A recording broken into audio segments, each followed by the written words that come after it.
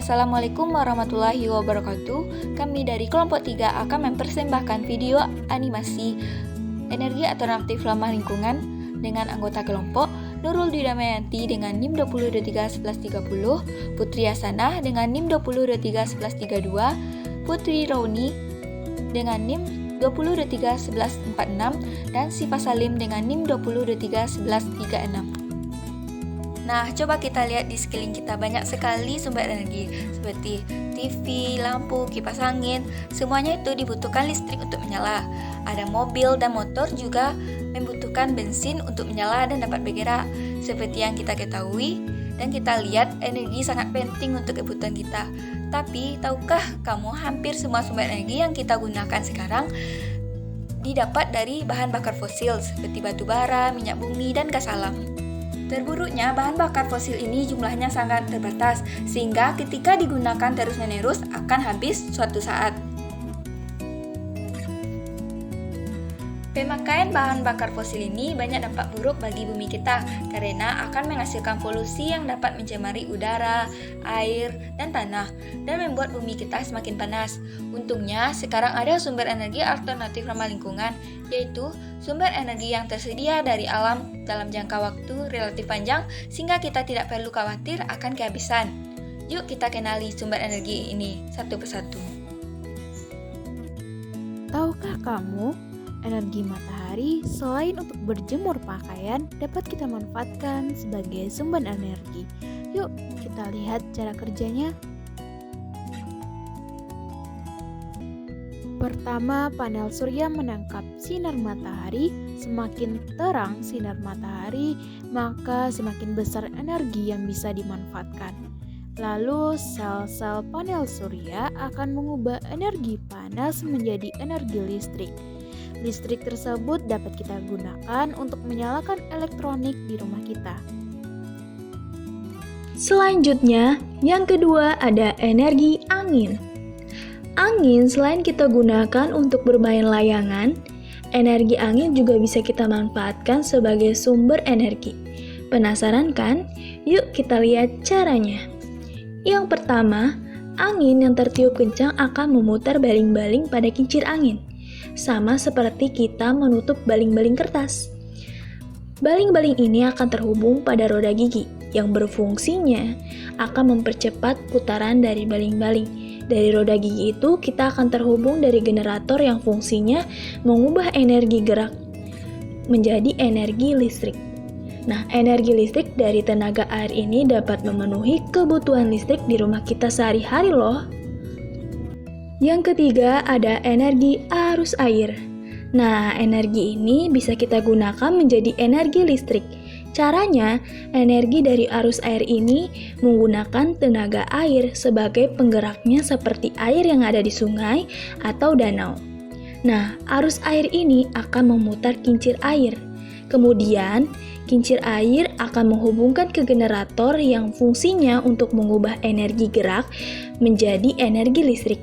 Nah, energi listrik dari tenaga air ini dapat digunakan untuk memenuhi kebutuhan energi listrik di rumah kita loh. Selanjutnya, energi biomasa. Energi biomasa ini artinya energi yang bersumber dari makhluk hidup. Banyak sekali sumber energi ini, contohnya kotoran hewan ternak, limbah pertanian, limbah hutan, sampah sisa makanan. Kok bisa ya? Yuk kita lihat cara kerjanya.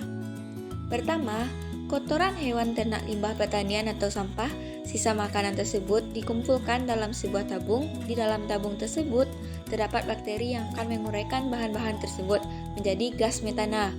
Gas metana ini akan ditampung pada tabung penyimpanan gas yang siap menjadi bahan bakar seperti memasak dengan kompor atau menjadi energi listrik yang dihasilkan lewat generator. Lalu bahan proses sisa tersebut dapat dijadikan pupuk untuk menyuburkan tanaman.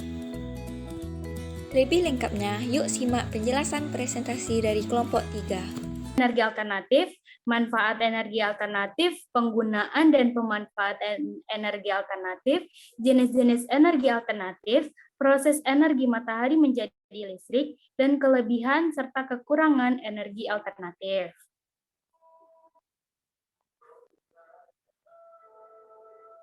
Nah, yang pertama kita akan membahas tentang pengertian energi alternatif.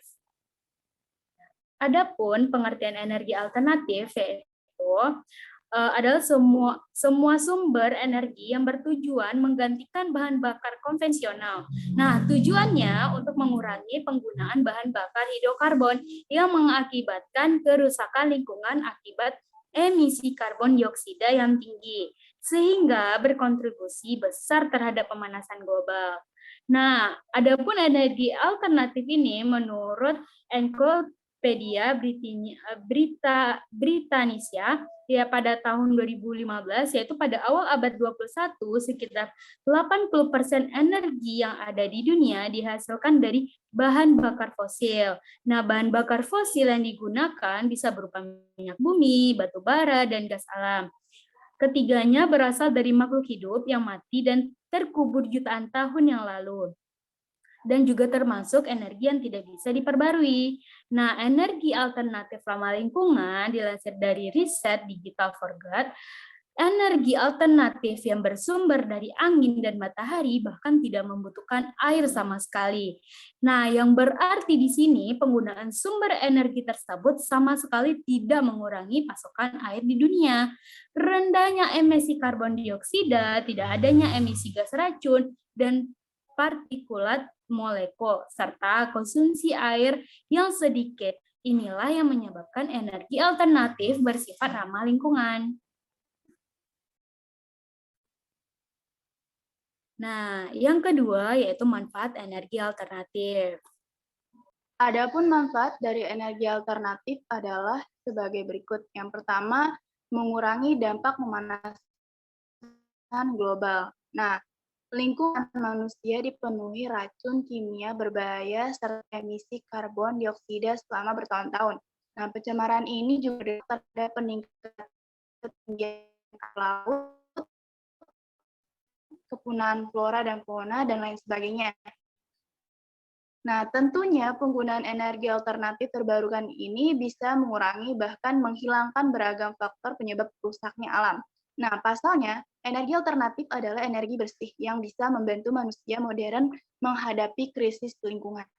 Nah, yang kedua ada sumber energi yang tidak pernah habis. Nah, salah satu kelebihan energi alternatif adalah sumber energinya itu tidak akan pernah habis dibandingkan dengan bahan bakar fosil seperti gas, minyak, dan batu bara yang suatu waktu nanti akan semakin sulit untuk diperoleh. Nah, sementara itu, contoh dari energi alternatif ini adalah seperti angin, matahari, dan air, bisa dibilang merupakan sumber energi yang tak akan pernah habis.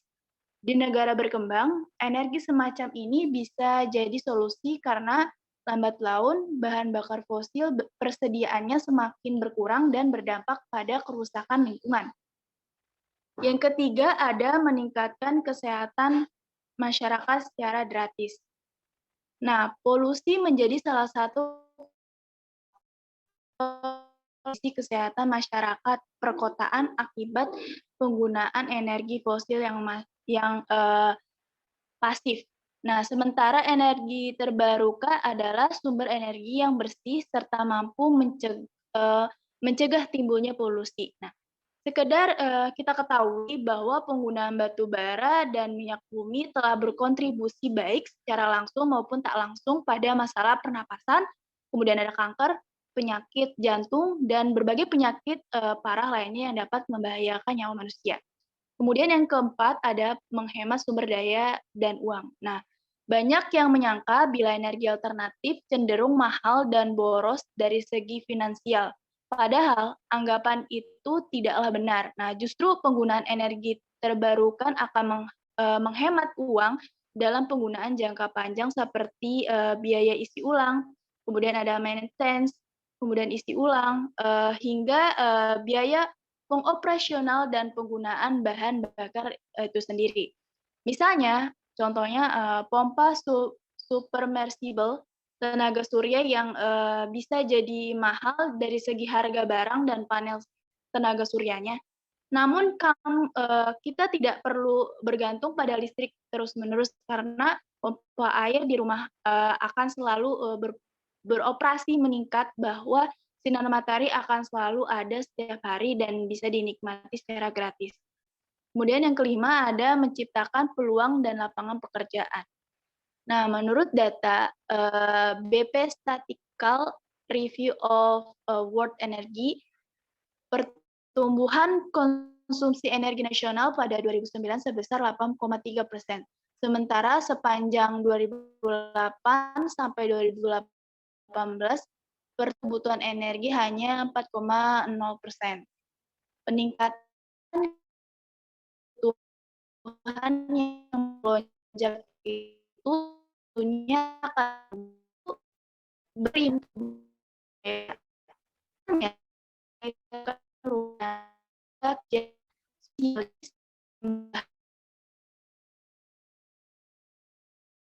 bisa mempekerjakan lebih dari 24 juta orang di seluruh dunia.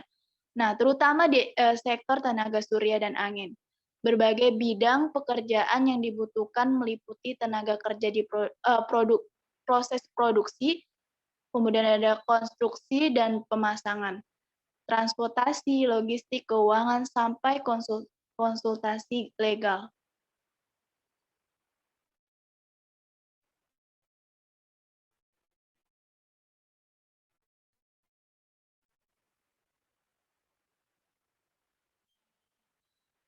Kemudian pembahasan yang selanjutnya ada penggunaan dan pemanfaatan energi alternatif.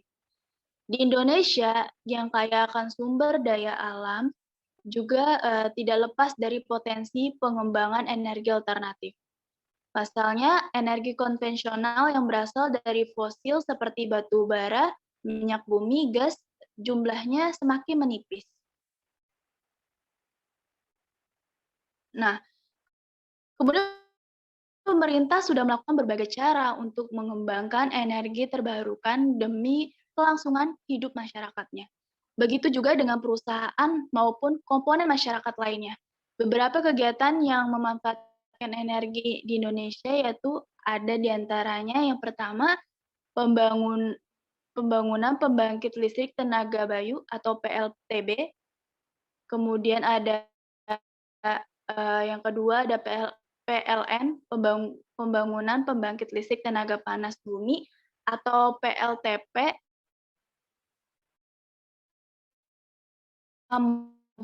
di Jawa Barat, PT Madusari Murni Indonesia atau MMI yang merupakan produsen etanol mengubah limbahnya menjadi tenaga energi listrik. Yang keempat ada produk biodiesel dari Pertamina dan lain sebagainya. Begitu saja yang saya sampaikan, saya kembalikan kepada moderator.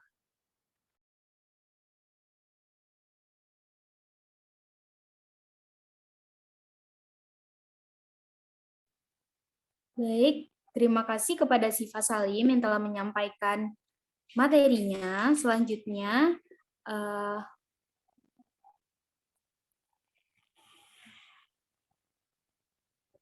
untuk materi selanjutnya akan dibacakan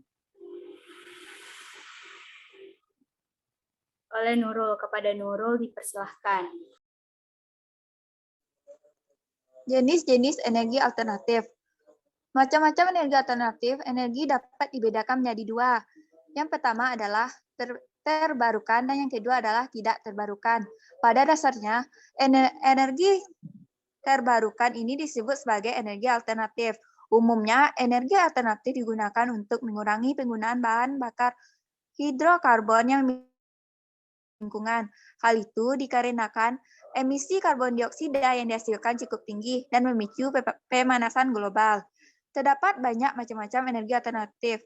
Selain dapat digunakan untuk mengurangi penggunaan energi konvensional, energi alternatif juga dapat mengurangi kerusakan lingkungan. Nyatanya, energi bersih memiliki banyak manfaat untuk kehidupan. Dengan beralih menggunakan energi alternatif, penggunaan energi konvensional sebagai sumber listrik dapat dikurangi. Next. Jenis-jenis energi alternatif yang pertama yaitu energi matahari.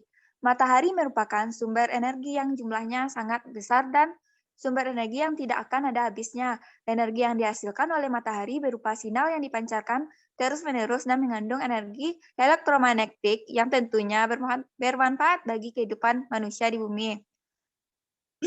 Sumber energi matahari ini bisa kita gunakan sebagai pengganti energi fosil. Biasanya, para ilmuwan memanfaatkan energi matahari ini menjadi sumber energi dengan menggunakan panel surya sebagai sumber tenaga listrik. Energi ini mengeluarkan jumlah emisi yang sangat sedikit dibandingkan energi fosil. Penggunaan dan pemanfaatan energi matahari. Energi alternatif dari sinar matahari bagi kehidupan sehari-hari dapat digunakan sebagai penjemur pakaian, penjemuran bahan makanan, dan masih banyak lagi. Akan tetapi, energi alternatif dari sinar matahari juga dapat disimpan dan dimanfaatkan pada saat matahari tidak ada, yaitu pemanfaatan dari sinar matahari ini mendasari panel surya atau solar panel yang menggunakan prinsip fotovoltaik, yang merupakan prinsip mengubah energi cahaya datang dan mengenai permukaan sel surya dan akan diubah menjadi energi listrik. Cara kerjanya yaitu pada dasar dalam menangkap sinar matahari, mengubahnya menjadi energi dengan menggunakan bahan semikonduktor. Pada umumnya, bahan yang digunakan juga merupakan bahan silikon dan memiliki warna hitam. Berikut inilah cara kerja dari energi alternatif matahari. Yang pertama, bahan dasarnya adalah silikon yang dibuat menjadi lempengan dan dipasang tiang yang berguna untuk bisa diarahkan langsung pada matahari. Silikon ini merupakan bahan yang memiliki sifat mampu merefleksikan matahari tersebut. Yang kedua, untuk cara kerja dari lempengan silikon dengan mengkonsentrasikan pada cahaya matahari ke satu garis atau titik, konsentrasi cahaya matahari akan menghasilkan suatu panas. Yang ketiga, untuk panas yang dihasilkan dapat digunakan untuk menghasilkan uap panas. Panasnya dari tekanan uap digunakan untuk menjalankan turbin yang selanjutnya menghasilkan listrik. Yang kedua yaitu energi panas bumi. Energi panas bumi atau yang disebut dengan energi geotermal adalah sumber energi yang berasal dari inti bumi. Energi geotermal merupakan dari bahasa Yunani yang mana kata geo adalah bumi dan kata thermal adalah panas. Jadi, kata geotermal adalah panas bumi. Energi panas bumi dihasilkan serta disimpan di dalam inti bumi. Jika dibandingkan dengan bahan bakar fosil, panas bumi merupakan sumber energi yang bersih dan hanya melepaskan sedikit gas rumah kaca. Berikut ini adalah penggunaan dan pemanfaatan dari energi panas bumi, yaitu energi ini banyak digunakan terutama di daerah pegunungan. Pemanfaatan dari energi panas bumi adalah dapat digunakan sebagai penghasil listrik sebagai satu di antara bentuk dari energi terbarukan. Pemanfaatan energi panas bumi dilakukan dengan cara melihat resource dari panas tersebut. Next. Yang ketiga yaitu energi angin. Tenaga angin atau energi angin merupakan pengumpulan energi yang berguna dari angin. Sumber energi ini dihasilkan dari hembusan angin yang diolah dan dikumpulkan menjadi suatu energi yang besar. Penggunaan energi angin biasanya dihasilkan dengan menggunakan kincir angin. Manfaat dari kincir angin yang pertama yaitu menjadi sumber pembangkit listrik, yang kedua menjadi sumber alternatif pengganti fosil, yang ketiga sebagai energi ramah lingkungan dan membantu mengurangi karbon. Yang keempat yaitu menjadi pengalih arah angin, yang kelima yaitu membantu proses pengeringan hasil panen, yang keenam yaitu menghasilkan alternatif pemotongan kayu,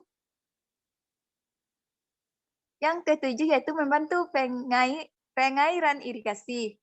Yaitu energi air. Energi air atau disebut juga hydropower merupakan sumber energi yang dapat dihasilkan melalui kekuatan air. Untuk menghasilkan energi ini biasanya dilakukan dengan membuat bendungan yang digunakan kemudian digabungkan dengan pipa air yang diarahkan menuju turbin. Semakin banyak air mengalir pada turbin, maka energi yang dihasilkan semakin besar. Energi jenis ini sangat bergantung pada pasokan air yang ada. Kosan dari energi air yaitu tergantung pada area penangkapan energi angin. Energi angin yang mengapung dan sama dengan area penangkapan energi angin yang biasanya tetapi mengapung di tengah-tengah lautan. Area penangkapan energi angin lepas pantai dapat ditempatkan di perairan dengan kedalaman mencapai 40 meter. Yang kelima yaitu energi laut. Laut memiliki potensi yang besar. Prinsip sederhana dari pemetaan bentuk energi laut atau ocean energy adalah memakai energi kinetik untuk memutar turbin yang selanjutnya menggerakkan generator untuk menghasilkan listrik. Ada 3 macam energi laut. Yang pertama yaitu energi pasang surut atau tidal energy. Energi pasang surut merupakan energi yang dihasilkan dari pergerakan air laut akibat adanya perbedaan pasang surut. Yang kedua yaitu energi gelombang laut atau wave energy. Energi gelombang laut adalah suatu energi yang dihasilkan dari pergerakan gelombang laut menuju daratan. Begitupun sebaliknya. Yang ketiga yaitu energi panas laut atau ocean thermal energy conversion. Energi panas laut memanfaatkan perbedaan temperatur air laut di permukaan dan juga pada kedalaman. Meskipun pemanfaatan energi jenis ini di Indonesia masih memerlukan sebagai penelitian yang dalam. Akan tetapi secara sederhana bisa dilihat pada bahwa probabilitas menemukan dan memanfaatkan potensi energi gelombang laut dan energi panas laut yang lebih besar dari energi pasang surut.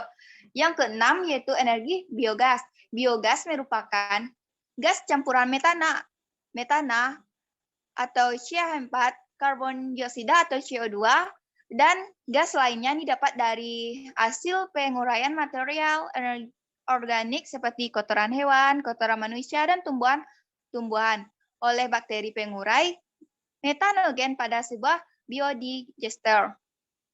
Konsep dari biogas hasil dari pencernaan berhubungan dengan pemanfaatan gas metana yang dilepaskan ketika hewan membusuk. Gas ini diperoleh dari sampah dan sistem saluran limbah. Sistem penghasil biogas digunakan untuk memproses gas metana melalui bakteri atau dekomposer yang memecah biomasa dalam lingkungan atau kondisi anaerobik. Gas metana dikumpulkan dan dimurnikan dapat dimanfaatkan sebagai sumber energi alternatif. Penggunaan energi biogas memiliki kelebihan yaitu lebih ramah lingkungan daripada minyak dan gas bumi. Dengan adanya biogas juga bermanfaat yang dapat membantu berbagai aktivitas manusia serta memiliki dampak baik bagi lingkungan. Yang ketujuh yaitu energi biomasa. Biomasa merupakan segala jasad makhluk hidup yang digunakan untuk menghasilkan energi bila dibakar, yaitu berupa sampah-sampah organik sebagai sisa-sisa produksi dari pertanian. Biomasa yang dapat digunakan sebagai bahan bakar tidak selalu berupa sampah. Ada pula yang berupa tanaman yang cepat tumbuh seperti angsana, akasia, dan sebagainya, yang bisa digunakan sebagai bahan bakar secara ekonomis atau sebagai sumber energi yang murah. Jenis energi alternatif yang ke-8 yaitu energi biodiesel. Biodiesel merupakan bahan cair yang diformulasikan khusus untuk mesin atau motor diesel berupa ester metil asam lemak atau fatty acid methyl ester atau disingkat dengan FAM yang terbuat dari minyak nabati atau lemak hewani. Melalui proses esterifikasi dan transesterifikasi, biodiesel digunakan sebagai energi alternatif pengganti bahan bakar minyak untuk jenis diesel atau solar. Yang ke-9 yaitu energi zat radioaktif. Zat radioaktif dapat memancarkan sinar alfa yang bermuatan listrik positif, sinar beta yang bermuatan listrik negatif, dan sinar gamma yang tidak bermuatan listrik. Baiklah, selanjutnya silakan kepada moderator. Baik, terima kasih kepada Nurul. Selanjutnya yaitu proses energi matahari menjadi energi listrik yang akan dibacakan oleh Putri Hasana. Kepada Putri Hasana dipersilakan. Baiklah, selanjutnya yaitu proses energi matahari menjadi listrik.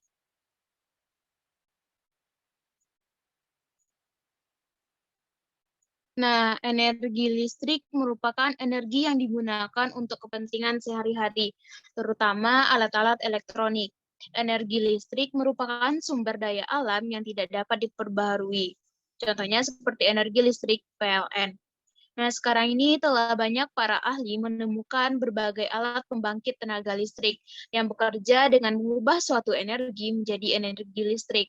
Dengan keadaan geografis di Indonesia yang setiap tahun dapat sinar matahari, salah satu alat yang optimal di Indonesia adalah panel surya. Panel surya bekerja mengubah energi cahaya matahari menjadi energi listrik. Panel surya adalah alat yang terdiri dari sel surya, aki, dan baterai yang mengubah cahaya menjadi listrik. Panel surya menghasilkan arus listrik searah atau DC. Untuk menggunakan berbagai alat rumah tangga yang berarus, bolak-balik, atau AC dibutuhkan konverter atau alat pengubah arus DC ke AC. Panel surya terdiri dari sel-sel surya atau photovoltaic cells yang disusun seri dan termal. Cara kerja sel surya dengan mengubah energi matahari listrik. Sel surya ini terbuat dari bahan khusus semikonduktor yang disebut dengan silikon. Panel surya bekerja dengan membiarkan foton atau partikel cahaya menjatuhkan elektron bebas dari atom menghasilkan aliran listrik. Dilansir dari Life Science, cara kerja panel surya sebenarnya terdiri dari banyak unit yang lebih kecil yang disebut dengan sel fotovoltaik. Fotovoltaik berarti mereka mengubah sinar matahari menjadi listrik. Banyak sel yang dihubungkan bersama membentuk panel surya.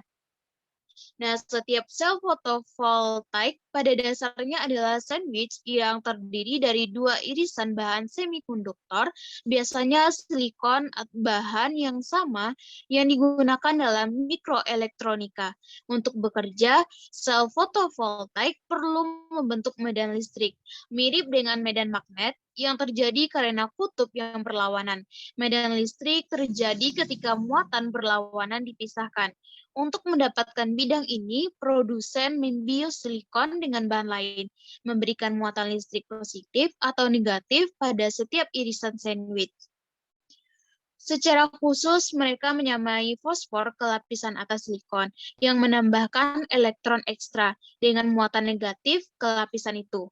Sementara itu, lapisan bawah mendapat takaran boron yang menghasilkan elektron lebih sedikit atau muatan positif. Ini semua menambah medan listrik di persimpangan antara lapisan silikon. Kemudian ketika foton sinar matahari menjatuhkan elektron bebas, medan listrik akan mendorong elektron tersebut keluar dari sambungan silikon. Beberapa komponen sel lainnya mengubah elektron ini menjadi daya yang dapat digunakan. Pelat konduktif logam di sisi sel mengumpulkan elektron dan mentransfernya ke kabel. Pada titik itu, elektron dapat mengalir seperti sumber listrik lainnya. Nah, materi selanjutnya itu kelebihan dan kekurangan energi alternatif. Kelebihan energi alternatif itu sendiri yaitu energi alternatif, sumber energinya tidak akan terjadi kelangkaan karena termasuk energi terbarukan. Nah, pasokannya melimpah, bersifat ramah lingkungan, mampu menggantikan penggunaan batu bara sebagai sumber energi utama yang dapat merusak lingkungan. Terakhir, menjadi sumber energi gratis. Nah, kekurangan energi alternatif yaitu biaya awal instalasi yang cukup tinggi, kurang efisien, energi alternatif kurang bisa diandalkan karena bergantung pada alam. Penggunaan energi semacam ini mulai banyak dilirik berbagai pihak, termasuk pemerintah-pemerintah berbagai negara dunia. Hal ini untuk mengantisipasi berkurangnya pasokan bahan bakar berbasis fosil. Baiklah, itulah materi yang dapat saya sampaikan. Saya kembalikan kepada moderator.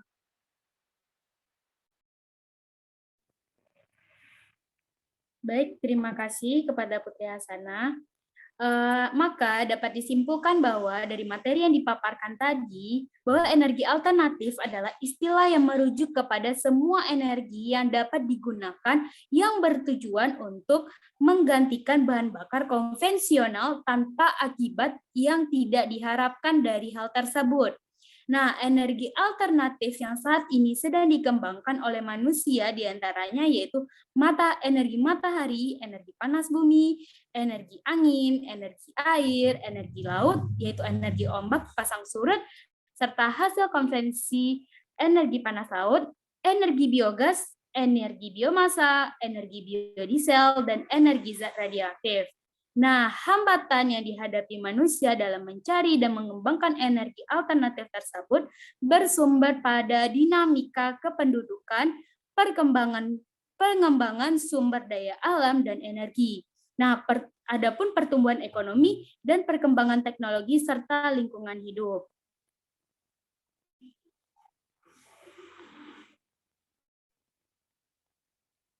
Nah, memanfaatkan sumber energi alternatif yang dimiliki Indonesia merupakan hal yang sangat mungkin untuk dilakukan.